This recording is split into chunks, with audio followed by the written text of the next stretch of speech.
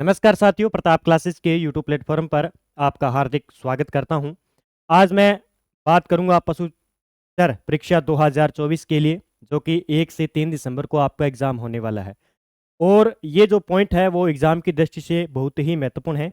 Point का नाम है हमारा पशु रोग से संबंधित टीकाकरण व बचाव। आपको पता है ये ही पशुओं से संबंधित महत्वपूर्ण है, जो पशुओं को बचाता है उसके बचाव के कारण, और जो उपचार है उसमें कौन कौन से टीके लगाए जाते हैं इसके बारे में मैं टेबल के माध्यम से आपको समझाऊंगा। उसके बाद में जैसे मान लीजिए एक रोग है, उसका टेबल बनाया है मैंने। उसके बाद में हम बात करेंगे उसके एमसीक्यू क्वेश्चन किस प्रकार बनाए जा सकते हैं। देखिए यहाँ से थोड़ा सा टॉपिक टफ है, लेकिन हम पढ़ेंगे, इसको अच्छी तरीके से याद भी करेंगे और एग्जाम की दृष्टि से महत्वपूर्ण भी है। तो यहाँ से आपके 2 से 3% पक्के आएंगे भी। 2 से 3% पक्का पूछा जाएगा। लगभग 5 से 6 रोग है पशुओं से संबंधित जो इंपॉर्टेंट है, वो मैंने जो एग्जाम हुआ था एलएसए का और कृषि पर्यवेक्षक के अंदर, तो मैंने आपके वैसे करवाया भी है। वहाँ पे देखे तो किस प्रकार के प्रश्न ज़्यादा पूछे गए थे, तो वो मैं आपको उपलब्ध वैसे करवा रहा हूँ। आज मैं थोड़ा सा आपको स्पेशल करवाऊंगा टीकाकरण व बचाव से संबंधित पशु परिचर परीक्षा के लिए। देखिए मैं सबसे पहले बात करूंगा, वो करूंगा पशु माता रोग से संबंधित। किससे संबंधित? पशु माता रोग से लेकर चलेंगे हम। पशु माता रोग कौन सा? पशु माता रोग, ठीक है। ये बहुत ही एग्जाम में पूछा जाता है। पशु माता रोग के बारे में देखें तो इसके उपचार के लिए कौन से टीके लगाए जाते हैं, और रोग से बचाव के लिए मान लीजिए उपचार कब किया जाता है? जब पशु माता रोग हो गया, जब पशु के रोग हो गया उसके बाद में जो उपचार किया जाता है उसमें टीकाकरण के कौन कौन से लगाए जाते हैं। फिर रोग से बचाव, मान लीजिए आपके पशु को कोई भी रोग नहीं हुआ है, उससे पहले पशु को कोई रोग नहीं हुआ है, उससे पहले जो हम बचाव के लिए टीका लगवाते हैं। आपने देखा होगा कई बार डॉक्टर आते हैं हमारे सरकारी और हमसे आधार कार्ड लेते हैं और कहते हैं कि आपके पशु का हम टीका लगवाएंगे। वो कई बार तो हम नट जाते हैं, लेकिन हमें क्या है उनसे उन्हें टीका लगाने देना चाहिए। कई बार कहते हैं कि हमारी जो भैंस है वो दूध नहीं देगी, ऐसा नहीं देगी, वैसा नहीं देगी। तो भैया नहीं देगी तो ये रोग हो जाएंगे, ठीक है। साल में लगाते हैं, कई 3 वर्ष के हैं, कोई 1 साल का है, कोई 6 महीने का टीका है, तो जरूर लगवाना चाहिए। अच्छी तरीके से घर वालों को समझाना चाहिए, और अब तो समझाओगे जरूर क्योंकि आप पशु परिचर बनने जा रहे हो। सबसे पहले हम बात करेंगे पशु माता रोग से संबंधित जो भी इंजेक्शन लगाए जाते हैं। सबसे पहले मैं बात करूंगा जो पशु माता रोग है वो एक प्रकार का, किस प्रकार का है? वायरस जनित रोग है। किस प्रकार का है? वायरस जनित रोग है। ये याद रखना है, किस प्रकार का? वायरस जनित रोग। फिर हम बात करेंगे ये फैलता कब है। थोड़ी सी मैं जानकारी आपको बता देता हूँ। फैलता कब है? फैलता है ये ज्यादातर सूखे मौसम के अंदर। किसमें? सूखे मौसम के अंदर ये ज्यादातर फैलता है।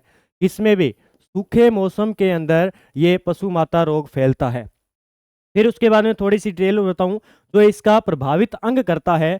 बात पूछा जाए कि पशु माता रोग में पशु का कौन सा अंग प्रभावित होता है, तो कौन सा हो जाएगा भी? आहार नाल। कौन सा भी? आहार नाल जो है इसमें प्रभावित अंग होता है पशु माता रोग के अंदर। उसके बाद में इस रोग को कहते हैं पोकनी रोग। रोग कौन सा? पोकनी रोग के नाम से जाना जाता है। क्यों जाना जाता है? जब ये पशु माता रोग हो जाता है तो आहार नाल व आंत के अंदर गड़बड़ी हो जाती है पशु के अंदर, और जिससे उसके अंदर जो खाना चारा खाता है वो पतले गोबर के रूप में बन जाता है, और वो फिर वो गोबर क्या करता है? पतली गोबर फेंकता है। तो उसको क्या कहते हैं? पोकनी रोग के रूप में इसे नामित किया गया है। फिर इस रोग के अंदर जो पशु है उसके मुंह में छाले हो जाते हैं। मुंह में क्या हो जाते हैं भी? छाले हो जाते हैं। तो ये थोड़ी सी डिटेल मैंने आपको बताई किससे? पशु माता रोग और रोग से बचाव। अब हम बात करेंगे इसमें कौन कौन से टीके लगाए जाते हैं अगर आपके या पशु में कोई भी पशु माता रोग हो जाता है। तो सबसे पहले मैं बात करूंगा इसमें जो उपचार का नाम है, फिर मात्रा है, फिर प्रयोग विधि है, फिर उद्देश्य है। देखिए यहां से प्रश्न पक्का आएगा। पशु माता रोग है, एक एंथ्रेक्स रोग है, एक खुर पक्का मुंह पक्का रोग है। सारी की बात करेंगे, इंपॉर्टेंट बात करेंगे, सारे एकदम फैक्ट। इतना डाटा आपने कभी नहीं देखा होगा। देखो पहले बात करेंगे 1 नंबर टीका है सल्फामिडीन टीका। जो क्या है? 50 मिली का देना है और अंतःशिरा। किस प्रकार का? 50 मिली है, अंतःशिरा टीका लगाना है। और किसके उपचार के लिए? संक्रमण का उपचार करने के लिए, अगर आपके पशु के रोग हुआ है। दूसरा टीका लगाना है सल्फामिडीन। कौन सा भी? सल्फामिडीन 15 मिली का टीका लगाना है। वो कौन सा देना है? अंतःपेशी टीका देना है, और दस्त को रोकने के लिए। देखिए, अब देखो, दस्त को रोकने के लिए अगर मान लीजिए पशु के अंदर पशु माता रोग हो गया है, उसके नॉर्मल मान लीजिए कि दस्त लगे हुए हैं कि बिना खून के, तो वो टीका लगेगा कौन सा? सल्फामिडीन। आपने देखा होगा, बोतल पर देखना, जो पशुओं से संबंधित वो लेकर आते हैं तो इस प्रकार बोतल होती है, तो इस पर लिखा होता है सल्फामिडीन P1 P2 इस प्रकार के लिखे होते हैं। ठीक है, तो सेट 1 सेट 2। तो ये सल्फामिडीन 15 मिली का अंतःपेशी टीका लगाया जाता है पशु माता के अंदर, जो पशु के अंदर दस्त लग जाते हैं। फिर उसके बाद में इंजेक्शन क्रोम, इसका नाम है भी ये, इंजेक्शन क्रोम दिया जाता है 10 मिली का अंतःपेशी टीका दिया जाता है। और रक्त युक्त दस्त, जब पशु माता रोग हो जाता है पशुओं के, तो उसके अंदर जब दस्त युक्त उसके रक्त युक्त दस्त लग जाते हैं, तो उसको क्या करते हैं? इस टीके से बंद किया जा सकता है। फिर इंजेक्शन एनाल्जीन, ये 15 मिली का दिया जाता है, और ये अंतःपेशी टीका होता है। और दर्द को कम करने के लिए, आपको पता है कि पशुओं से संबंधित जब भी दर्द बढ़ता है तो पशु इधर उधर घूमने लग जाता है, थोड़े अड़कन करता है, तो उसको क्या है, इसमें ये टीका लगाया जाता है। फिर इंजेक्शन एविल, ये 10 मिली का लगाया जाता है, और अंतःपेशी का टीका लगता है, और सामान्य स्वास्थ्य सुधार के लिए पशु के लिए स्पेशल टीका लगाया जाता है। तो जो इंपॉर्टेंट टीका है वो एग्जाम में पूछा जा सकता है कि दस्त को रोकने के लिए और रक्त युक्त दस्त को रोकने के लिए कौन सा टीका लगाया जाएगा। इसी कारण इसमें क्या होता है, इसको पोकनी रोग के नाम से जाना जाता है। पोकनी रोग आपसे पूछा जाए, पोकनी रोग किसे कहा जाता है, ये थोड़ी सी डिटेल आपको याद रखनी है। अब ये तो हो गई भी उपचार, जब पशु माता रोग हो गया आपके पशु के, तो उसके लिए तो उपचार के अभी ये उपचार हो जाएगा। उसके बाद में देखिए, मान लीजिए आपके पशु माता रोग हो गया पशु के, तो उसके रोग से बचाने के लिए आप सोचते हैं कि पहले इसे कैसे बचाया जा सके भी आगे, जैसे 6 मंथ के बाद में ये मौसम संबंधी बीमारियां होती है, तो ये कैसे बचाया जा सकता है। देखो, ये रीडर पेस्ट है, आरपी टीका इसे कहते हैं, आरपी टीका है। ये 1 मिली का टीका लगता है, और अंतःत्वचीय टीका है। ये भी कौन सा? अंतःत्वचीय टीका है, और हर 3 वर्ष में एक बार, यानी जून माह के अंदर लगेगा। ठीक है, तो कब लगेगा? हर 3 वर्ष में, हर 3 वर्ष में, 3 वर्ष में कितनी बार भी एक बार टीका लगेगा। और कब लगेगा? जून माह के अंदर लगेगा। तो भाई ये थोड़ा सा डिटेल याद कर लेना, ये पूछा जा सकता है। अब हम बात करते हैं इससे संबंधित जो प्रश्न बन रहे हैं, किस प्रकार के प्रश्न बनाएगा एग्जामिनर। देखो भाई, सबसे पहले मैं बात करूं, देखिए, पशु माता, या हम कह सकते हैं पशु माता या पशु प्लेग भी इसे कहते हैं, ये भी याद रख लेना। रोग के उपचार में दस्त रोकने के लिए कौन सा इंजेक्शन दिया जाता है? पशु माता रोग के अंदर या पशु प्लेग रोग के अंदर कौन सा टीका लगाया जाता है जब उसके दस्त लग जाते हैं? देखिए, सल्फामिडीन 50 मिली, ठीक है, ये तो संक्रमण उपचार के लिए था, सीधा संक्रमण उपचार के लिए लगाया जाता है। दूसरा, सल्फामिडीन 15 मिली का टीका कब लगाया जाता है? सल्फामिडीन 15 मिली का टीका भी, ठीक है। उसके बाद में एनाल्जीन 15 मिली का टीका, और एविल 10 मिली का टीका। अब आ जाओ भाई यहाँ पे, देखो भाई, अब देख लो इसमें प्रश्न बनाया कि नहीं बनाया, देखो किस प्रकार बना सकता है। तो इसमें दिया कि सल्फामिडीन जो 15 मिली का अंतःपेशी का टीका है, वो किस में लगाया जाता है? दस्त के लिए लगाया जाता है। तो ये देखो यहाँ से प्रश्न बन गया। तो इस प्रकार के प्रश्न मैं बना के लेके आया हूँ, अच्छे तरीके से पढ़ना है इनको, और यहाँ से 2 से 3 प्रश्न आएंगे, लेकिन गलत नहीं करना है भाई। देखिए, एक बार में याद नहीं होंगे, बार बार आपको पढ़ना पड़ेगा, आपको ध्यान रखना पड़ेगा कि किस पशु से संबंधित कौन सा रोग है और कौन सा इंजेक्शन लगाया जाता है। तो इसका ये आंसर हो जाएगा। अगला देखिए, अगला प्रश्न क्या बनाया अभी। अगला प्रश्न है कि पशु माता रोग में रक्त युक्त दस्त को रोकने के लिए कौन सा इंजेक्शन दिया जाता है? रक्त युक्त दस्त को रोकने के लिए इंजेक्शन क्रोम 10 मिली का, दूसरा एनाल्जीन 15 मिली का, और एविल 10 मिली का, और सल्फामिडीन 50 मिली का। तो ये प्रश्न नंबर 2 का आंसर बताओ भी। अभी मैंने सारे बताए हैं, मैं एक बार आपको दिखा भी देता हूं। तो देखिए भी, दस्त को रोकने के लिए कमेंट में जवाब दीजिए। ये रहा, रक्त युक्त दस्त को रोकने के लिए कौन सा टीका भी? क्रोम, याद कर लेना, ठीक है, क्रोम है 10 मिली का टीका लगाया जाएगा। आप देखो ऑप्शन में है ना, ये रहा, कौन सा आ गया अभी? इंजेक्शन क्रोम है 10 मिली का टीका इसमें लगाया जाएगा पशु माता रोग, या जिसे कहते हैं पशु प्लेग रोग के नाम से। क्या भाई? पशु प्लेग रोग के नाम से भी जाना जाता है। तो ये थोड़ा सा याद रखना। आगे देखिए भी, अगला देखिए, पशु माता रोग से बचाव के लिए रीडर पेस्ट आरपी जिसे कहते हैं, क्या भाई, आरपी के टीके का समय सीमा क्या है? देखो लास्ट में मैंने बताया था कि रोग से बचाव, क्या बताया, रोग से बचाव के लिए टीका कौन सा लगाया जाता है? रोग से बचाव के लिए टीका लगाया जाता है तो आरपी टीका लगाया जाता है। और कब लगाया जाता है इसकी इसने पूछा, रीडर पेस्ट जो टीका है वो कब लगाया जाता है? हर 6 महीने में, हर 1 साल में, हर 3 साल में, हर 5 साल में। ये जो एलएसए का पेपर हुआ था ना, और कृषि पर्यवेक्षक के अंदर मैंने देखा और मैंने यूट्यूब पर भी करवाया है, तो वहां पे देखा इस प्रकार के प्रश्न आए हुए थे। तो इसका जवाब दीजिए, हर 6 महीने में, हर 1 साल में, हर 3 साल में। तो इसका आंसर क्या हो जाएगा? हर 3 साल में जो है एक टीका, एक बार, हर 3 साल में एक बार टीका लगाया जाएगा। देखिए मैंने बताया था, ले जाता हूं आपको, देखिए ये रहा। बस ज़्यादातर मैं आपको बताऊं तो ये सारणी लगभग 4-5 रोगों की है, इनका स्क्रीनशॉट लेना या अच्छी तरीके से पढ़ लेना। तो हर 3 वर्ष में एक बार, यानी कब? जून माह के अंदर ये टीका लगेगा भी, और लगवाना भी है। अगर मान लीजिए पशु माता रोग से आपको लगता है थोड़ी मोटी जानकारी, तो जून माह के अंदर, कब? जून माह के अंदर ये टीका लगाया जाएगा भी। आगे देखिए भी अगला प्रश्न क्या कहता है पशु माता रोग से संबंधित। मुझे लगता है कि यहाँ से लगभग प्रश्न आ जाएंगे, इससे बाहर नहीं बनाएगा, वो बनाएगा तो यहाँ से आ जाएगा। पशु माता रोग में दर्द कम करने के लिए कौन सा इंजेक्शन दिया जाता है? अभी पशु माता रोग हो गया और उसको दर्द को कम करने के लिए कौन सा इंजेक्शन लगाया जाएगा? अभी अच्छे तरीके से सारे टीके याद कर लो भाई, नहीं तो वहां पे टीका लग जाएगा। अगर ढंग से नहीं पढ़ा एग्जाम के लिए तो पक्का प्रश्न आएगा भी। वीडियो को लाइक, शेयर और कमेंट करें भी किस प्रकार की आपको क्लास लगी और किस प्रकार की चाहिए थी आपको। तो इंजेक्शन देखिए, पशु माता रोग में दर्द को कम करने के लिए 4 नंबर का उत्तर बताइए। दर्द को कम करने के लिए सल्फामिडीन 50 मिली, ये तो नहीं होगा। क्रोम 10 अभी मैंने बताया, रक्त वाले दस्त लग जाए तो।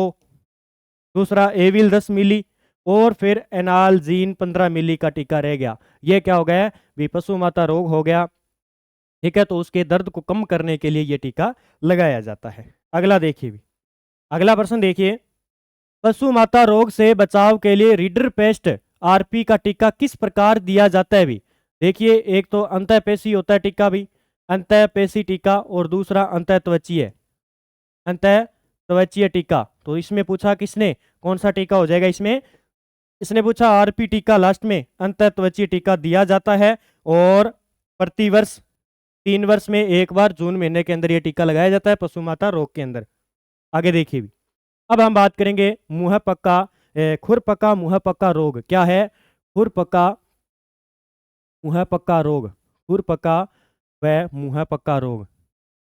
देखिए मुंह पक्का व खुरपका क्यों कहते हैं? ये एक किस प्रकार का रोग है? सबसे पहले तो हम बात करेंगे, ये विषाणु जनित रोग है। सबसे पहले मैं बात करूं तो ये विषाणु जनित रोग है, विषाणु जनित यानी वायरस जनित रोग है। किस प्रकार का रोग है? विषाणु जनित रोग है, ये याद रखना है। सबसे पहले इस रोग की बीमारी क्या है कि ये रोग सबसे पहले कहाँ पे आता है? ये आता है पैरों में। जैसे पशु के 2 पैर है ना, तो ये पैरों में आएगा, सबसे पहले पैरों में आएगा ये, ठीक है। फिर उसके बाद में पशु क्या करेगा? अपने मुंह से इसको क्या करेगा? साफ करेगा। साफ करेगा तो ये पैरों से मुंह तक जाएगा, तो इसे खुरपका मुंह पक्का रोग के नाम से जाना जाता है। तो ये भाई याद रख लेना, ठीक है। तो पैरों के अंदर छाले हो जाते हैं, कभी बार आपने देखा होगा आसपास या गौशाला के अंदर या नर्सरी के अंदर हम अपने पशु फिरते रहते हैं, उनके पैरों में देखा होगा आपने लाल लाल खून के धब्बे दिखाई देते होंगे। तो ये होता है भाई रोग, ठीक है। कई बार आपने देखा होगा, लेकिन हमें याद नहीं थी इतने दिन, क्योंकि हमने पशुओं के बारे में पढ़ा ही नहीं था। तो अब हम पढ़ रहे हैं अच्छे तरीके से। अपने पशु जो भी घर पे हैं उनके पशुओं का भी ध्यान रखें और उनको अच्छे तरीके से नहलाएं धोलाएं, चारा अच्छा डालें और अच्छे तरीके से उनका पालन करें, ठीक है। फिर देखिए इसमें कुछ रोग कारक होते हैं। रोग कारक की बात करें तो चलो वो छोड़ो, रोग कारक ज़्यादा हो जाएगा इतना लंबा। फिर उसके बाद में प्रभावित अंग मुंह व होठ के जो झिल्ली होती है वहाँ पे छाले हो जाते हैं पैरों के अंदर, ठीक है। अब देखिए, अब इसके अंदर टीके की बात करते हैं। मेन मुद्दा हमारा टीके का है। टीका कौन कौन सा लगेगा अभी खुरपका मुंह पक्का रोग के अंदर?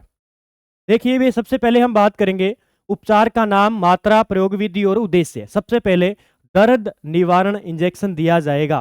दर्द निवारण इंजेक्शन 15 मिली का और अंतःपेशी टीका होगा, और बड़े पशुओं में दर्द कम करने के लिए यह टीका लगाया जाता है 15 मिली का दर्द निवारण इंजेक्शन, ठीक है।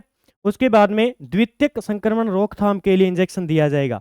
द्वितीयक संक्रमण रोकथाम के लिए कौन सा टीका लगाया जाएगा अभी?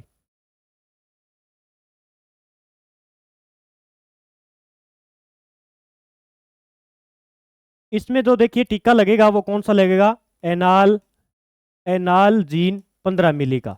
इसमें टीके का नाम होगा एनालजीन 15 मिली का अंतःपेशी का टीका लगेगा। बड़े पशुओं में दर्द को कम करने के लिए खुरपका मुहपका टीका लगाया जाता है। फिर द्वितीय संक्रमण रोकथाम के लिए इंजेक्शन की बात करें, 3 ग्राम इंजेक्शन की बात करेंगे। टीके का नाम क्या है ये पूछा जाए तो कौन सा हो जाएगा टीके का नाम?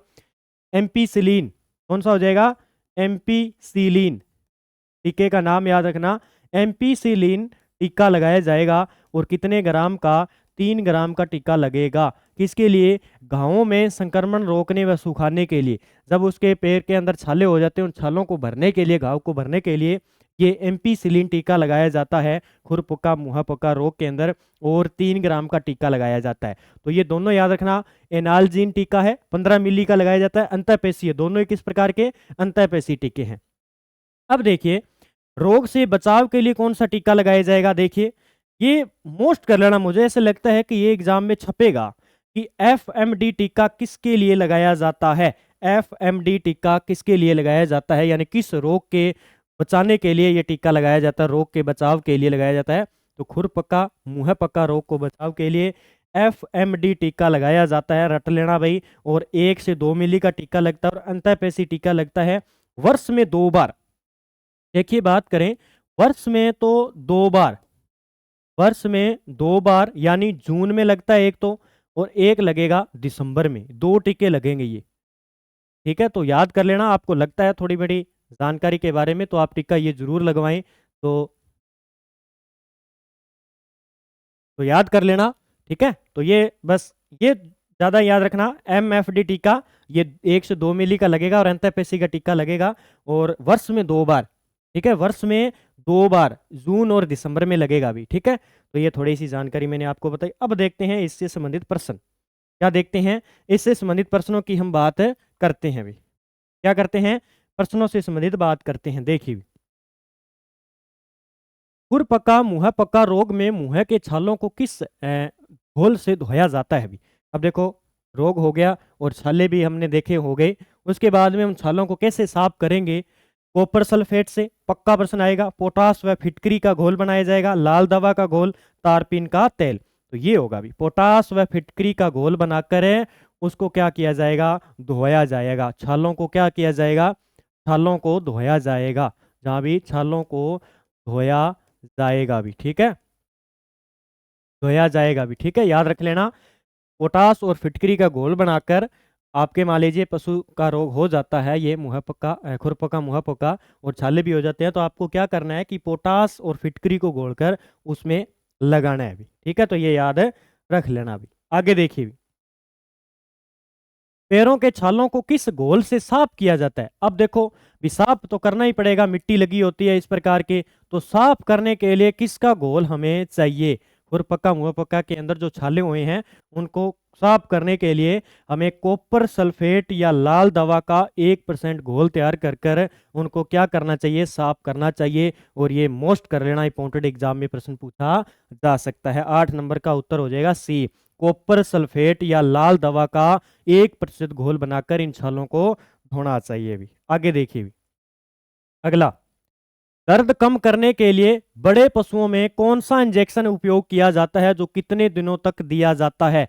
ये भाई प्रश्न है खुरपका मुहपका रोग से। खुरपका व मुहपका रोग होने पर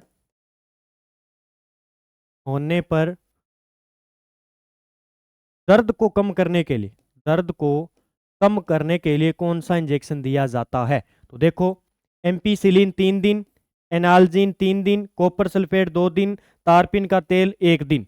देखो अभी कौन सा इंजेक्शन दिया जाएगा 9 नंबर में?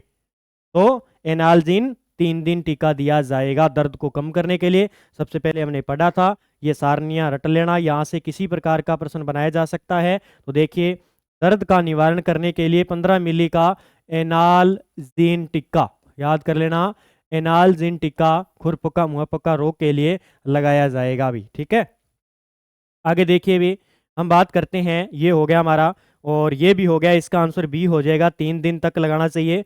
उसके बाद में अगला प्रश्न देखिए, खुरपका मुहपका रोग से बचाव के लिए एफएमडी वैक्सीन वर्ष में कितनी बार लगाई जाती है? तो वर्ष में कितनी बार? वर्ष में 2 बार। कितनी बार भाई? वर्ष में 2 बार लगाई जाएगी। एक तो जून माह के अंदर और दूसरी दिसंबर के अंदर लगेगी भी। कब लगेगी? दिसंबर महीने के अंदर लगेगी 2 बार। तो इसमें आंसर क्या हो जाएगा? 2 बार हो जाएगा। खुरपका मुहपका रोग से बचाव के लिए एफएमडी टीका वैक्सीन किस वर्ष में कितनी बार लगाया जाएगा? वर्ष में 2 बार, जून और सितंबर में लगाया जाएगा। कौन सा भी? एफएमडी टीका, याद कर लेना, एफएमडी टीका खुरपका मुहपका रोग से संबंधित है। अगला प्रश्न देखिए, खुरपका मुहपका रोग से बचाव के लिए एफएमडी टीके की मात्रा कितनी होनी चाहिए भी? पहले मैंने बताया था 0.5 मिली, 1 से 2 मिली, 3 से 5 मिली और 5 से 10 मिली। तो इसका आंसर क्या हो जाएगा भी? खुरपका मुहपका रोग से बचाव के लिए एफएमडी टीका, एफएमडी टीका भाई, एक तो ये याद कर लेना। अब लगता कब है? वर्ष में 2 बार, वर्ष में 2 बार, वर्ष में 2 बार, एक तो जून महीने में, दूसरा दिसंबर में। और कितनी मिली का टीका लगेगा भी? ये लगेगा भी 1 से 2 मिली का टीका इसमें लगेगा। ठीक है, आगे देखिए भी अगला प्रश्न हमारा क्या कहता है। अगले हम बात करते हैं जहरवाद रोग, किसका भी?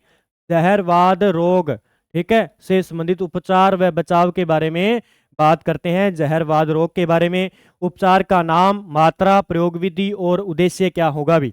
देखिए, सबसे पहले हम बात करें जहरवाद रोग के बारे में, इसे कहते हैं भी लंगड़ा बुखार के नाम से, इसे जाना जाता है, लंगड़ा बुखार के नाम से जाना जाता है। एक तो ये याद रखना, इसे एक चुरचुरिया रोग भी कहा जाता है, चुरचुरिया रोग भी इसे कहा जाता है। इस जहरवाद रोग को ये पूछा जा सकता है कि लंगड़ा बुखार जहरवाद रोग को कहा जाता है। और दूसरा हम बात करें, ये किस प्रकार का भी? जीवाणु जनित रोग है। कौन सा है भी?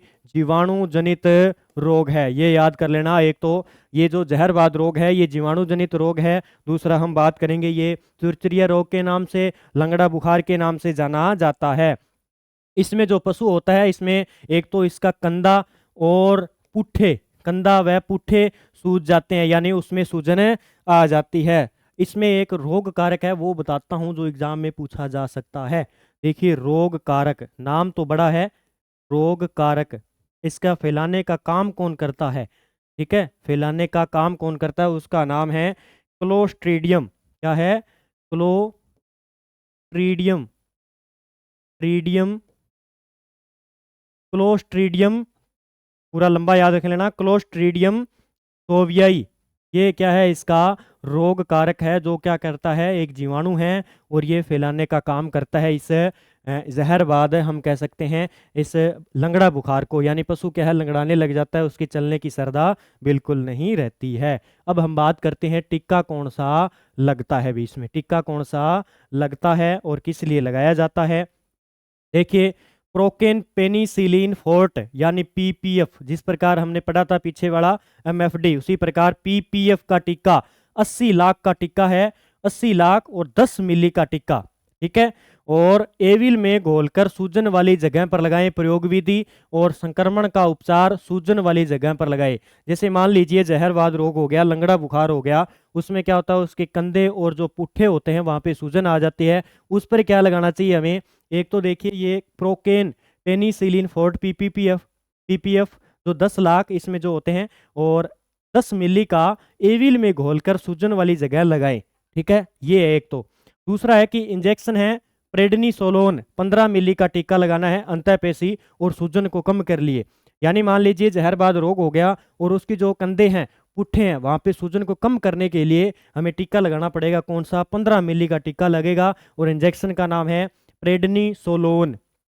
कौन सा है? प्रेडनिसोलोन टीका है। दिखाई दे रहा है क्या आपको? देखिए, थोड़ा सा मैं बड़ा कर देता हूँ, थोड़ा सा और बड़ा कर लेते हैं। देखो भी, इसमें फिर हम बात करें इंजेक्शन डेक्सोना, कौन सा इंजेक्शन डेक्सोना, ये 10 मिली का लगेगा और अंतःपेशी ये सूजन को कम करने के लिए भी, दोनों हो गए। फिर उसके बाद में इंजेक्शन नीमोवेट, ये याद कर लेना, नीमोवेट 15 मिली का अंतःपेशी और दर्द को कम करने के लिए, ठीक है।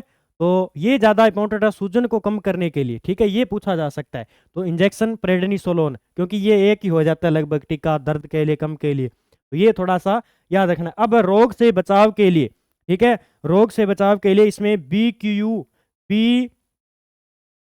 वैक्सीन लगाई जाती है अभी, BQ वैक्सीन लगाई जाती है अभी, ठीक है। और ये 5 मिली का लगता है और अंतःपेशी लगता है, और प्रतिवर्ष बरसात के मौसम में जून माह में लगते हैं। अब टीके लगभग कहाँ पे, जून माह के अंदर लगेंगे। और याद करना है कि कौन सा टीका कब लगेगा और वर्ष में कितनी बार लगेंगे, यहाँ से एक प्रश्न आएगा।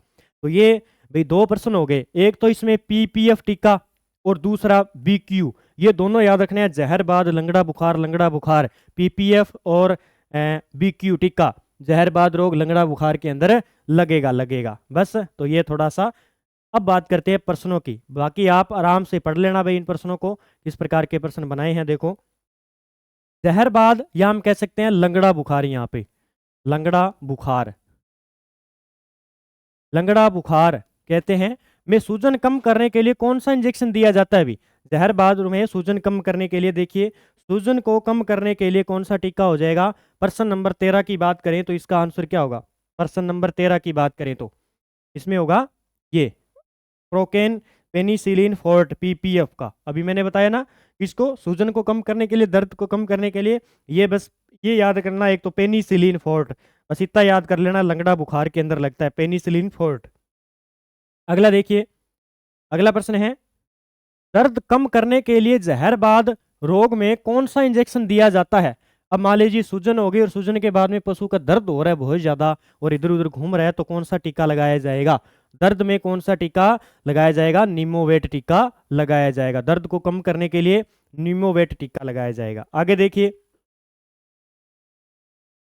आगे बात करते हैं। देखिए जहरबाद से बचाव के लिए BQ वैक्सीन कब लगवानी चाहिए भी, जहरबाद रोग से बचाव के लिए BQ जो टीका है वो कब लगवाना चाहिए, हर 3 साल में, प्रतिवर्ष बरसात जून माह में, और 6 महीने में सर्दियों में। तो बी नंबर इसका आंसर हो जाएगा, प्रतिवर्ष बरसात के मौसम में जून माह के अंदर हमें BQ टीका लगवाना है, वैक्सीन लगवानी है भी, ठीक है। याद कर लेना, किसके लिए, लंगड़ा बुखार के लिए, किसके लिए, लंगड़ा बुखार के लिए कह सकते हैं हम कह सकते हैं जहरबाद रोग के लिए, दूसरा हम कह सकते हैं चुरचुरिया रोग के लिए, ठीक है। तो ये थोड़े से इन रोग के नाम हैं। अगला देखिए, भी अगले प्रश्न की बात करते हैं। अगला है BQ वैक्सीन की मात्रा कितनी होनी चाहिए। अब देखिए वहां पे तो पूरा प्रश्न आएगा, मैंने तो थोड़ा सा शॉर्टकट लिखा है इनको कि BQ वैक्सीन की मात्रा कितनी होनी चाहिए। अब आपसे प्रश्न पूरा भी पूछ सकता है कि जहरबाद रोग के बचाव के लिए BQ का टीका कितनी मात्रा में लगाया जाना चाहिए, इस प्रकार के आएंगे, 1 मिली, 2 मिली, 5 मिली या 10 मिली का टीका। तो इसका आंसर क्या हो जाएगा, 5 मिली का टीका लगाया जाना चाहिए। बाकी मैं आपको बता देता हूँ, ये देखिए ये हो सकता है एग्जाम में छप जाए, तो ये मैंने जो सारणी बनाई थी BQ। तो अगला रोग है हमारा, अगले रोग की बात करेंगे हम। देखिए एंथ्रेक्स रोग, कौन सा रोग हो जाएगा, एंथ्रेक्स रोग के उपचार व बचाव के लिए कौन सा टीका लगाया जाता है और इसके रोग के बचाव के लिए कौन सा टीका लगाया जाता है, इसके बारे में देखिए चर्चा करते हैं हम। एंथ्रेक्स रोग जो है ये हम बात करें तो ये मानव में भी हो सकता है, मानव में भी होता है ये एक तो, और ये कभी कभी क्या होता है कि मानव में होता ये कहाँ पे संक्रामक रोग है, तो कौन पे, पशुओं में भी हो जाता है, पशुओं में भी पहुंच जाता है। एक याद रखना, ये एंथ्रेक्स रोग है ये किस प्रकार का है, जीवाणु जनित रोग है भी, किस प्रकार का है भी, जीवाणु जनित रोग है। एंथ्रेक्स रोग जो है जीवाणु जनित रोग है। अभी मैं बात करूं थोड़ी सी, मैं आपको बता देता हूं जहां से प्रश्न क्या पूछा जा सकता है, वो है कि इस एंथ्रेक्स रोग को तिल्ली रोग के नाम से जाना जाता है। किस रोग से, तिल्ली रोग के नाम से, तिल्ली रोग के नाम से, और इसे जहर बुखार के नाम से जाना जाता है। ये थोड़ा सा भी याद कर लेना, इस एंथ्रेक्स रोग को तिल्ली रोग या हम कह सकते हैं जहर बुखार के नाम से भी जाना जाता है, जो एग्जाम में पूछा जा सकता है। दूसरी हम बात करें रोग कारक कौन सा है इसका, रोग कारक की हम बात करें जो फैलाने का काम करता है वो कौन सा है, रोग कारक। इस प्रकार का भी एक प्रश्न आएगा कि किस पशु रोग से संबंधित रोग कारक संबंधित नहीं है। तो इसमें रोग कारक की बात करें तो बेसिलस बेसिलस बेसिलस दूसरा हो जाएगा बेसिलस एंथेसिस। इसका नाम क्या है, बेसिलस एंथेसिस इस रोग का नाम है भी। ये याद रख लेना, जो फैलाने का काम करता है रोग कारक है वो है बेसिलस एंथेसिस। ये याद कर लेना, एग्जाम में पूछा जा सकता है। दूसरा, इसमें अब ये रोग हो गया तो इसमें जो प्रभावित अंग है वो कौन सा होगा। इसमें प्रभावित अंग की बात करें तो इसमें रक्त प्लीहा कौन है, रक्त प्लीहा जो है इसमें प्रभावित अंग होगा। ये याद कर लेना भी, इतनी एंथ्रेक्स रोग के बारे में याद कर लेना। और जो ये रोग होने के बारे में पशुओं के जो है काला खून निकलता है जहाँ पे ये रोग होता है, ठीक है। तो हम बात करें जैसे मुंह है, नाक में है और गुद्दा के अंदर काला खून के धब्बे निकलेंगे, ठीक है, तो वो एंथ्रेक्स रोग। अब हम देखते हैं इसके उपचार के लिए क्या कर सकते हैं। देखिए उपचार की हम बात करें, उपचार का नाम है सल्फाडीमिडीन। देखो पहले सीधा आ रहा था हमारा सल्फा, जैसे पशु माता रोग के अंदर हमने बात की, पशु माता रोग के हमने बात की तो उसमें था सल्फामिडीन कितनी मिली, 50 मिली का अंतःपेशी टीका दिया जाना चाहिए। अब हम बात करें तो इसमें क्या है, सल्फाडीमिडीन। ये देखो भी, ये थोड़ा सा ध्यान रखना है, एंथ्रेक्स रोग के अंदर सल्फाडीमिडीन का टीका इंजेक्शन लगाना है और कितने मिली, 10 मिली का लगाना है और अंतःशिरा का लगाना है और केवल पशु चिकित्सक की देखरेख के अंदर भी लगाना है। ये ऐसे नहीं है कि आप ले आओ और ला के सीधा लगा दो, ठीक है। तो पशु चिकित्सक से सलाह लेनी है भी किस प्रकार टीका लगाना है।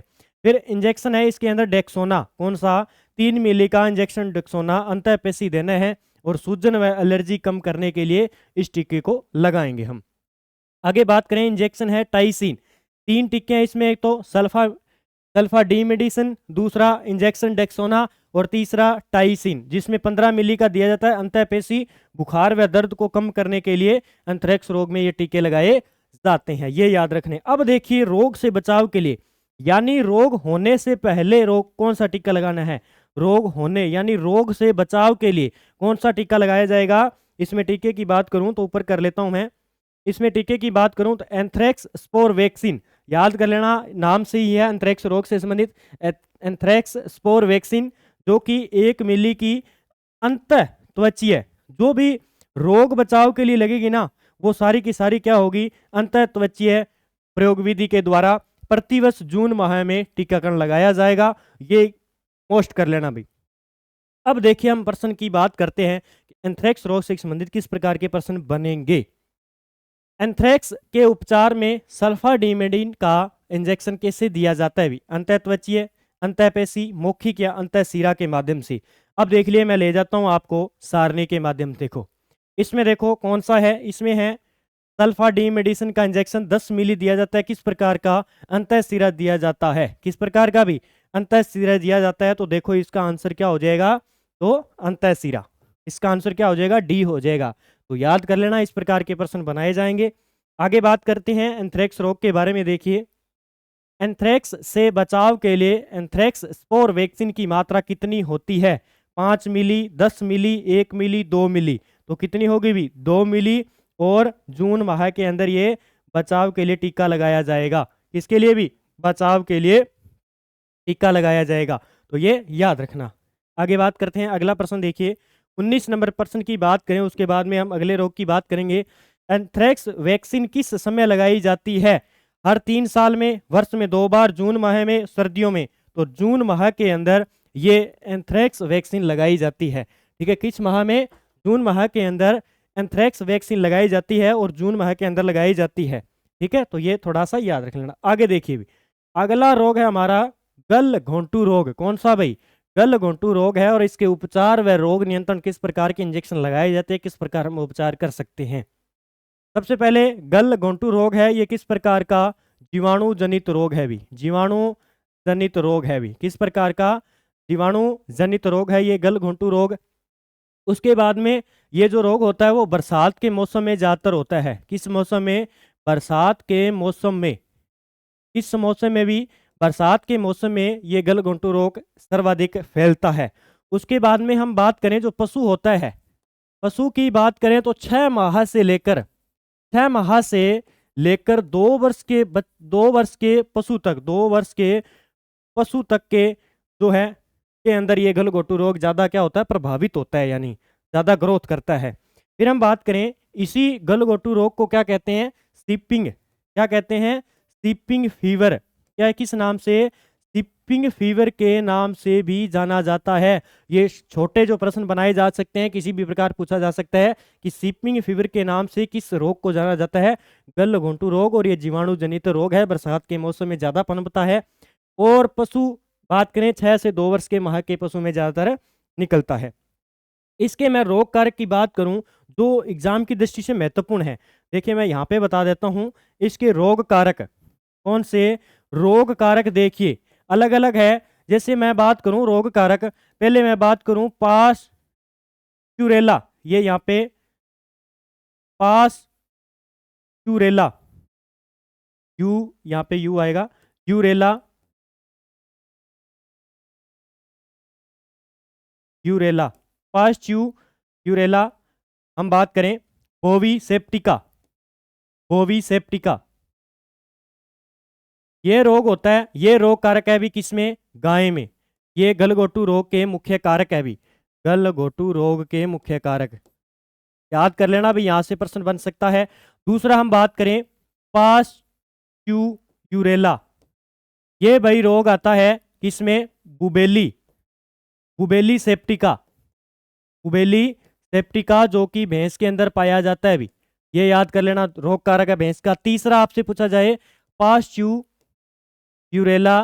ओविस, ठीक है, ये पाया जाता है किसमें, भेड़ बकरियों में, इसमें भेड़ व बकरी के अंदर पाया जाता है। ये तीनों याद कर लेना, पास्चुरेला बोविसेप्टिका गाय के अंदर, दूसरा पास्चुरेला बुबेली सेप्टिका भैंस के अंदर, तीसरा पास्चुरेला ओविस भेड़ बकरी के अंदर पाया जाता है। तो तीनों रोग कारक है किसके, गलघोंटू रोग के, ठीक है। अब आगे हम बात करते हैं प्रश्नों की, किस प्रकार के प्रश्न बन सकते हैं। और थोड़ा सा और बता देता हूं, इसके रोग नियंत्रण भी है, कुछ कुछ रोग नियंत्रण से संबंधित और है। देखिए टीके लगाए जाते हैं, प्रयोग विधि है और समय वही टाइम है, सेम वही चीज है। देखिए पहला टीका हम बात करें HS टीका, बस ये SH का टीका याद कर लेना, गलघोंटू से संबंधित है, यहां से प्रश्न आएगा तो सीधा आपको पता चल जाएगा। SH का टीका ये अंतःत्वचीय लगता है और 6 माह की आयु में जीवन में पहला टीका लगता ही भी। गलघोंटू रोग के लिए पहला टीका कब लगता है, ये पूछा जा सकता है। तो SH टीका है, ठीक है, SH टीका है और 6 माह की आयु में पहला टीका लग जाता है ये गलघोंटू रोग, ठीक है। दूसरा हम बात करेंगे HS वैक्सीन की बात करें तो ये लगेगी 5 मिली अंतःत्वचीय, ये प्रतिवर्ष बरसात में मई से जून तक। पहला टीका कब लगेगा, 6 माह में लग जाएगा और वैक्सीन है HS टीका सीधा, ठीक है, अंतःत्वचीय टीका लगेगा 6 माह के अंदर पहला टीका। दूसरे की बात करेंगे, दूसरा साल में दूसरा लगेगा, साल में 2 बार, एक तो मई में लगेगा और दूसरा लगेगा जून में, ये याद करना है। तीसरा SH प्लस इसमें BQ, SH प्लस में BQ, ये संयुक्त किस में लगेगा भी, ये कब लगेगा, ये 2 मिली का टीका लगेगा अंतःत्वचीय और प्रतिवर्ष मई जून माह के अंदर, मई और जून माह के अंदर लगेगा। तीसरा SH BQ। फिर हम बात करें FMD, पीछे पढ़े था ना हमने, FMD और BQ और SH आ गया, तीनों याद करना। अगर तीनों आ जाए SH BQ और FMD टीके, ये तीनों लगेंगे, वो लगेंगे 2 मिली के और गहरा अंतःत्वचीय प्रतिवर्ष मई जून माह के अंदर। तो ये ज़्यादा गलघोंटू रोग है, यहाँ पे इंपॉर्टेंट हो जाता है, यहाँ से प्रश्न बन सकता है। देखिए SH टीका गलघोंटू रोग के अंदर बात करें तो किसके लिए, ये हम बात करेंगे रोग को नियंत्रण करने के लिए शरीर में सबसे पहले 6 माह के पशु है उसके अंदर टीका लगेगा पहला। दूसरा SH का टीका लगेगा कितने मिली का, 5 मिली का टीका लगाएंगे मई और जून में, साल में मई और जून में। फिर तीसरा मिला के SH और BQU का टीका लगाएंगे प्रतिवर्ष मई और जून माह के अंदर। तीसरा आपसे पूछ ले भी SH और BQU और FMD टीका किसके लिए लगाया जाता है, तो गलघोटू रोग के लिए और गहरा अंतःत्वचीय और प्रतिवर्ष मई और जून के अंदर भी। अब देखते हैं प्रश्न, ठीक है। तो जितने भी गहराई से अगर एग्जामिनर पूछेगा तो बाहर नहीं जाएगा प्रश्न, पूरी गहराई से हमने प्रश्न बनाए हैं एक एक, और यहाँ से प्रश्न आ जाएंगे भी। गलघोटू रोग के उपचार में सल्फामेडिन का इंजेक्शन कितने समय के अंतराल पर दिया जाता है, हर 12 घंटे में, हर 8 घंटे में, हर 6 घंटे में, प्रतिदिन एक दिन। तो 20 नंबर का उत्तर बताइए भी गलघोटू रोग, तो ये भाई हर 6 घंटे के बाद दिया जाता है सल्फामेडिन, ठीक है। आगे देखिए, गलघोंटू रोग में सूजन रोकने के लिए कौन सा इंजेक्शन उपयोग में किया जाता है, बताइए भी इसका आंसर बताइए कि गलघोंटू रोग में सूजन हो गई मान लीजिए, उसके रोग के लिए, सूजन को कम करने के लिए कौन सा इंजेक्शन, डेक्सोना का, प्रेडनिसोलोन, ऑक्सीटेट्रासाइक्लिन और निमोवेट। तो सूजन को कम करने के लिए कौन सा टीका लगाया जाएगा, ये प्रेडनिसोलोन टीका। कौन सा भाई, प्रेडनिसोलोन टीका। आगे देखिए भी, अगला बात करते हैं, गलघोंटू रोग में दर्द कम करने के लिए गलघोंटू रोग में कौन सा इंजेक्शन दिया जाता है भी, दर्द को कम करने के लिए, सल्फामेडिन, निमोवेट, डेक्सोना, HS वैक्सीन। तो दर्द को कम करने के लिए कौन सा टीका लगाया जाएगा इसमें, निमोवेट। कौन सा भाई, निमोवेट टीका लगाया जाएगा, ठीक है। तो इन प्रश्नों को मैं तो कहता हूँ अच्छी तरीके से पढ़ लेना, लगभग आ जाएंगे यहाँ से। गलघोंटू रोग से बचाव के लिए HS वैक्सीन का पहला टीका कब लगाया जाता है, देखो भाई 6 माह की आयु में पहला टीका लगाया जाता है, ठीक है, याद रख लेना। SH टीका लगाया जाता है वैक्सीन का गलघोंटू रोग के लिए, तो वो भाई 6 माह की आयु में। आगे देखो भाई, HS व BQ वैक्सीन की मात्रा कितनी होनी चाहिए भी, SH प्लस में BQ की मात्रा कितनी होनी चाहिए भी। 24 नंबर का आंसर बताइए कि 1 मिली होनी चाहिए, 2 मिली, 5 मिली, 10 मिली। 3 नंबर आंसर होगा 5 मिली। कितनी भी, 5, ये 2 मिली की, कितनी भी, 2 मिली की, ठीक है, 2 मिली की। देख लेते हैं हम, हमें तो रिवाइज करना है बस। देखिए इसमें ये रहा भाई, HS प्लस BQ में 2 मिली की मात्रा दी जाती है टीके की, ठीक है। आगे देखिए भी, आगे बात करते हैं, ये हो गया हमारा अगला, गलघोंटू रोग का टीका, गलघोंटू रोग का टीका प्रतिवर्ष कब लगाया जाता है, जनवरी, फरवरी, मई, जून, सितंबर, अक्टूबर, दिसंबर भी। बताओ इसका आंसर, तो क्या हो जाएगा, मई जून के अंदर टीके लगते हैं भी, ठीक है, मई जून के अंदर पहला टीका लगेगा, ठीक है, 6 माह के अंदर। फिर दूसरे मई जून के अंदर लगेंगे 2 टीके SH के, ठीक है, तो एक SH प्लस BQ। आगे देखिए, SH टीका का प्रकार क्या है, मौखिक है, अंतःपेशीय है, अंतःत्वचीय है, अंतःशिरा है। 26 नंबर का आंसर देखिए, जो HS का टीका लगेगा वो किस विधि के द्वारा लगेगा, अंतःपेशी विधि द्वारा, अंतःत्वचीय विधि द्वारा, अंतःशिरा विधि द्वारा भाई। तो कौन सी हो जाएगी, अंतःत्वचीय विधि द्वारा ये टीका लगेगा SH का, ठीक है। देखिए एक बार पढ़ना तो पड़ेगा, कंफ्यूज होंगे, लेकिन इसको अच्छे तरीके से पढ़ना है। अगला देखिए, थनैला रोग। कौन सा भाई, थनैला रोग, ये पशुओं के थन से संबंधित है, पशुओं के थन से संबंधित रोग है भी। किससे संबंधित है, थन से संबंधित रोग है। इसमें पशु के क्या है, थन खराब हो जाते हैं भी, क्या हो जाते हैं, थन खराब हो जाते हैं और दूध नहीं देते हैं, दूध नहीं देते हैं, और दूध भी किस प्रकार खराब आने लग जाता है। तो इसमें देखिए, थनैला रोग की बात करें, थनैला रोग किस प्रकार का रोग है, इसके बारे में बताऊं तो थनैला रोग एक प्रकार का जीवाणु जनित रोग है। किस प्रकार का है भी, जीवाणु जनित रोग है भी। किस प्रकार का है भी, जीवाणु जनित रोग, ठीक है। किस प्रकार का है, जीवाणु जनित रोग, क्योंकि इस प्रकार का एक प्रश्न सीधा आएगा। क्या पूछा जाएगा कि निम्न में से कौन सा जीवाणु जनित रोग है या कौन सा विषाणु जनित रोग है, एक प्रश्न पक्का आएगा ऐसा, और ऑप्शन में ये रोग मिलेंगे आपको। तो सारे मैं जो जो जैसे जैसे बता रहा हूँ वैसे वैसे नोट कर लो, अलग अलग को कौन सा विषाणु है, कौन सा जीवाणु।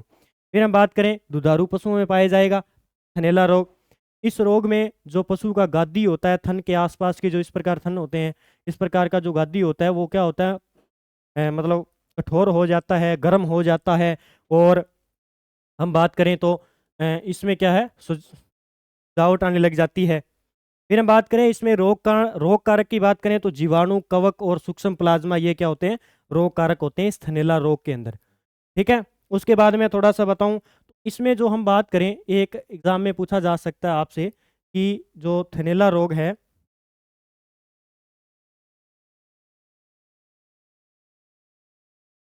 तो देखिए मैं एक आपको बता रहा था, जो थनैला रोग है ना, वो भैंस के अंदर और गाय के अंदर किस जीवाणु के द्वारा फैलता है ज्यादा।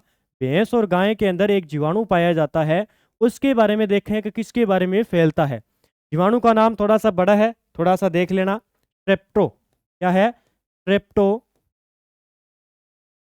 स्ट्रेप्टो, बात करूं स्ट्रेप्टोकोकाई। ठीक है, स्ट्रेप्टोकोकाई। और इसका नाम है एक स्ट्रेप्टोकोकाई, और इसका अगला नाम है एंगले, एंगलेसिकिया, एंगले एंगलेकिसिया। इस प्रकार का ये जीवाणु है। अभी थोड़े बड़े नाम है, याद नहीं होते हैं। तो स्ट्रेप्टोकोकाई एंगलेसेकिया, ये जो है जीवाणु है, जिसके कारण इनके थनों में जो है ज़्यादातर अधिकतर रोग होता है, ये थनैला रोग, थनों में अधिकतर रोग होता है इस जीवाणु के कारण। ये एग्जाम से अगर पूछा जाए कि थनैला रोग जो गाय भैंस में अधिकतर किस जीवाणु के कारण होता है, तो ये प्रश्न पूछा जा सकता है। आगे देखिए, अब हम बात करते हैं थनैला रोग से संबंधित उपचार। देखिए एंटीबायोटिक एम्पीसिलिन और क्लोकासिलिन, ये भाई 3 ग्राम देनी है और अंतःपेशी देनी है सुबह शाम बैक्टीरियल संक्रमण का उपचार के लिए, ठीक है, अवधि के लिए। और दूसरा इंजेक्शन टाइसिन, ये 15 मिली का देना है अभी, अंतःपेशी और फंगस संक्रमण का उपचार के लिए ये लगाया जाएगा अभी।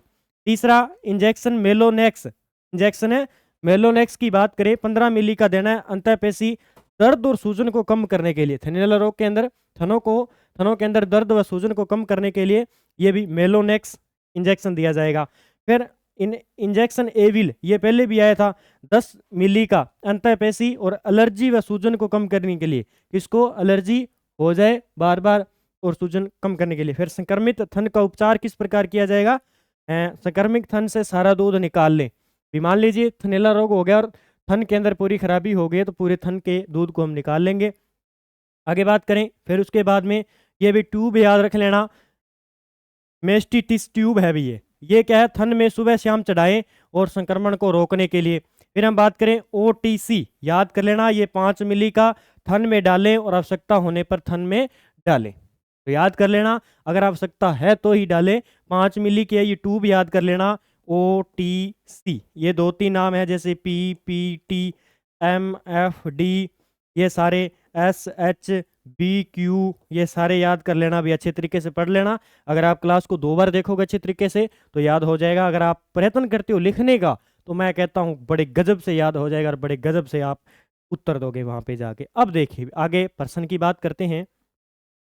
थनैला रोग के उपचार में किस एंटीबायोटिक का प्रयोग किया जाता है। देखिए तो एम्पीसिलिन व क्लोकासिलिन। पहली बात तो मैं कहता हूँ जो प्रश्न दिए हुए हैं यहाँ से प्रश्न आ जाएंगे, लगभग मैं ऐसा नहीं कहता हूँ कि ये सेम छप जाएंगे।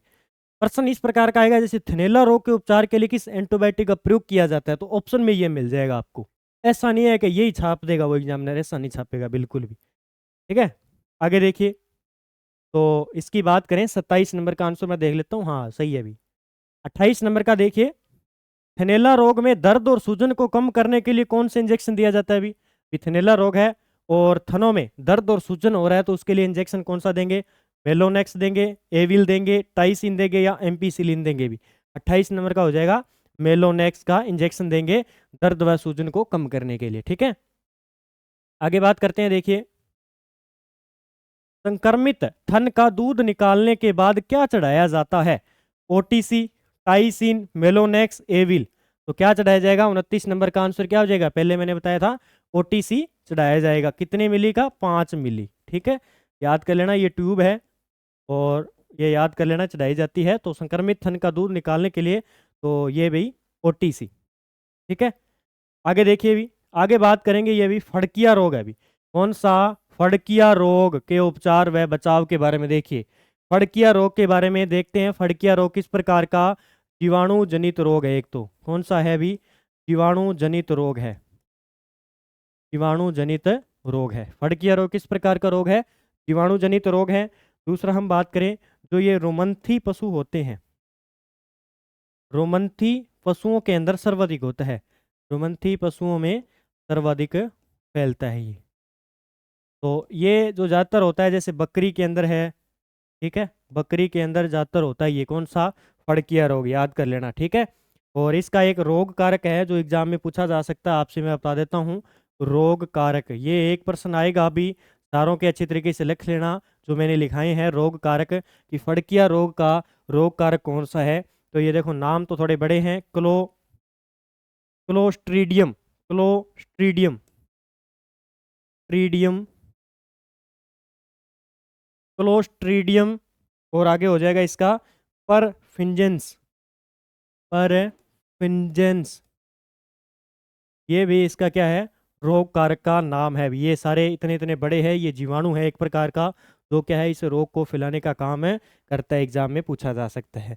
और इसमें जो प्रभावित अंग होता है वो कौन सा होता है? आहार नाल। प्रभावित अंग की बात करेंगे तो आहार नाल होता है।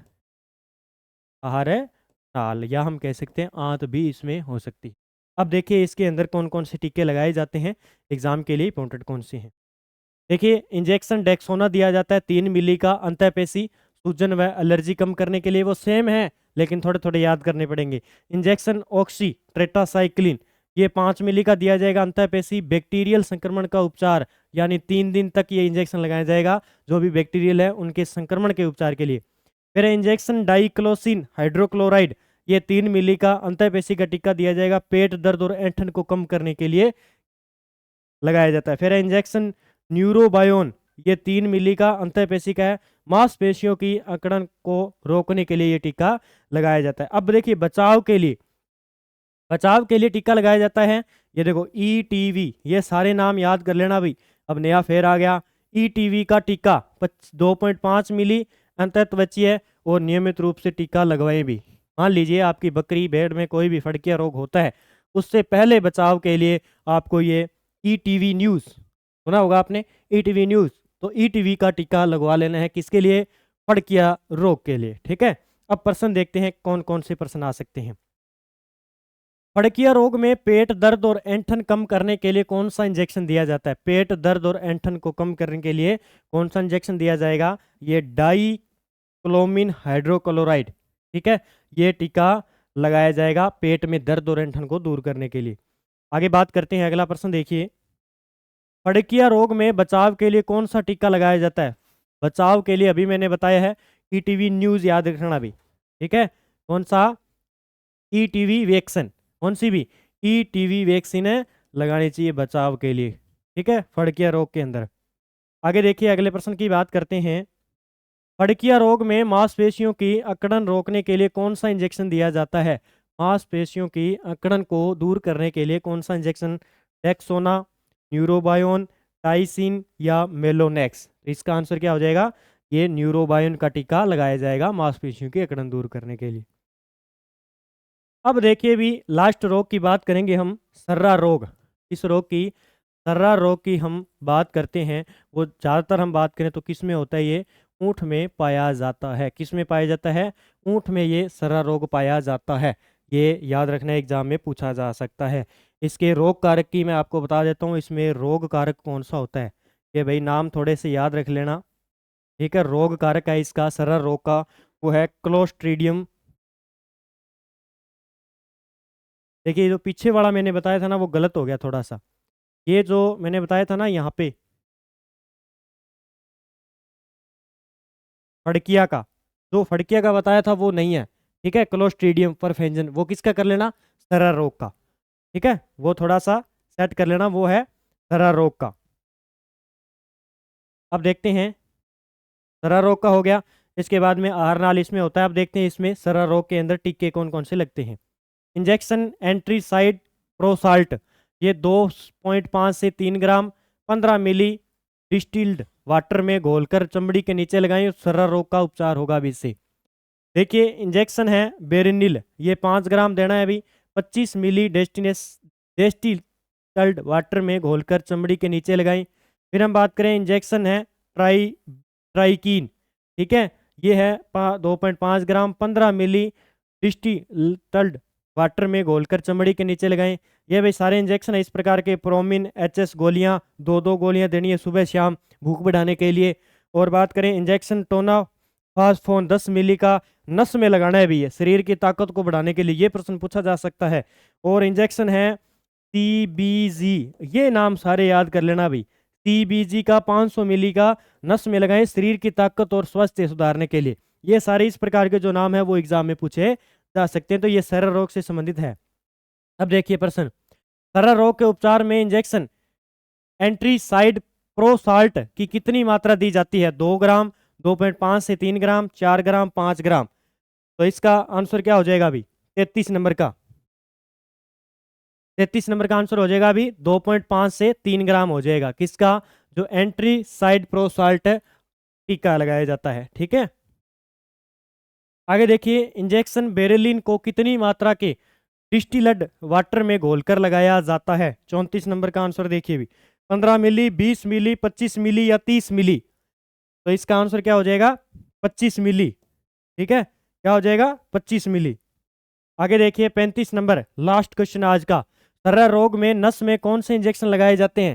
सरल रोग में नस में कौन से इंजेक्शन लगाए जाते हैं? तो बताइए अभी, नस में कौन सा इंजेक्शन लगाया जाता है? मैंने बताया था एग्जाम में पूछा जा सकता है। तो टोना फास्फोन और CBG, कौन सा? CBG, ये कहाँ पे लगता है अभी? नस के अंदर लगता है।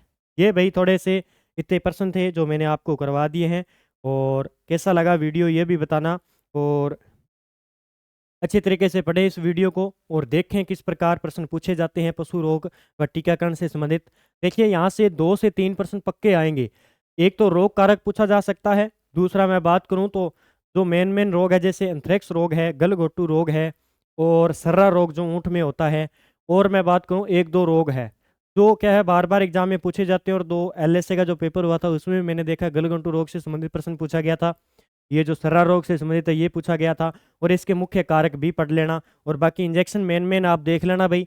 देखिए याद तो ये 2-3 बार जब आप लिख के याद करोगे तभी याद होगा, वैसे तो भाई कितने याद कर लेना ये याद नहीं होगा। और बाकी ये प्रश्न पढ़ लेना, अच्छी तरीके से याद हो जाएगा। बाकी आप जो मेरे ये सारणी बनाई हुई है ना, इसलिए मैं ये सारणी बना के लाई हूँ, तो आप अच्छी तरीके से पढ़ पाएँ कि कौन सा टीका किस मात्रा में दिया जाता है, किस विधि द्वारा दिया जाता है और क्या इसका उद्देश्य है। तो थोड़ा सा और आसान करने के लिए मैंने ये जो है आपके लिए टेबल बनाई है और अच्छे तरीके से प्रश्न भी बनाए हैं प्रत्येक रोग से संबंधित, तो आपको अच्छे तरीके से पढ़ना चाहिए। देखिए अच्छे तरीके से वीडियो को लाइक करें जो साथी देख रहे हैं, और चैनल पर नए हैं तो चैनल को सब्सक्राइब कर लें और बेल आइकन का घंटा दबाएं। जय हिंद, जय भारत दोस्तों, मिलते हैं अगले वीडियो के साथ में, ठीक है। तो ज़रूर देखें भाई। और हमारी ये पुस्तक आ चुकी है अभी RBSc की नाना क्लासेस की 6 से 12 तक ये पुस्तक आ चुकी है अभी। जो साथी फर्स्ट ग्रेड, सेकंड ग्रेड और रीट थर्ड ग्रेड एग्जाम की तैयारी करें हैं तो ये पुस्तक ले आओ भी। आपको पता है कि RPSC व राजस्थान कर्मचारी चयन बोर्ड क्या करता है, यहाँ से प्रश्न उठाता है। जो पुस्तक है हमारी 6 से 12 तक RPSC की, तो जो RBSc है ना, RBSc बुक उसकी फेवरेट है RPSC की, चाहे कितनी उस बुक को पढ़ लेना वहाँ से प्रश्न चुरा लेगा वो। लेकिन शिव सर के द्वारा जो MCQ तैयार किए गए ना, यहाँ से एक एक लाइन से MCQ बनाया गया है ताकि RPSC उठाएगी प्रश्न तो आ जाएगा यहाँ से। तो अच्छे तरीके से पढ़ें, अच्छे तरीके से तैयारी करें, और एग्जाम के लिए बहुत ही बढ़िया बुक है। जय हिंद, जय भारत दोस्तों।